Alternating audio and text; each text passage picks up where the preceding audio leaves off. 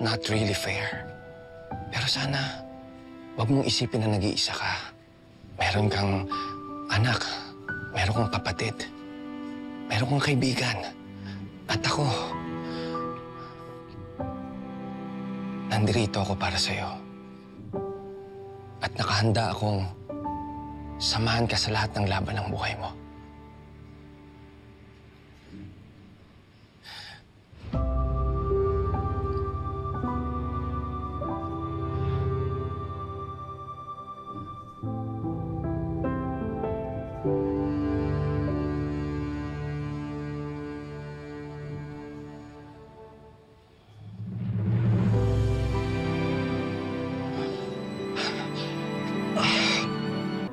I'm sorry, Carol.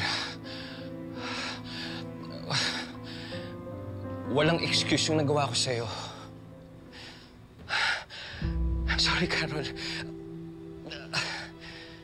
Ayokong isipin mo na nagtitake advantage ako sa'yo.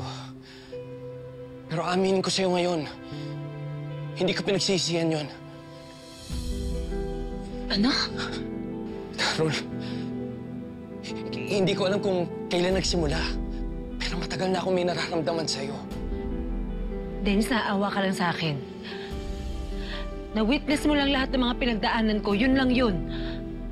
Hindi. Hindi lang to awa, Carol. Gusto kitang alagaan. Gusto kitang samahan sa bagong buhay mo. Gusto ko laging nandiyan sa tabi mo para punan ko lahat ng pagkukulang ni Wilfred sa'yo. Yun na nga. Kaibigan mo si Wilfred. Kaya hindi mo dapat nararamdaman yan. Kaibigan mo rin ako, Carol. At pwede rin ako masigit pa sa kaibigan kung bibigyan mo lang ako ng chance. Ipapakita ko sa'yo na pwede ka pang lumigaya. Kaya please, Carol, huwag ka muna mag-no. Please, nakikiusap ako sa'yo. Sana mapag-isipan mo muna mabuti.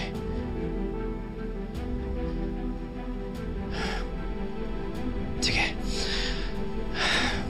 Magpapaalam na ako sa'yo.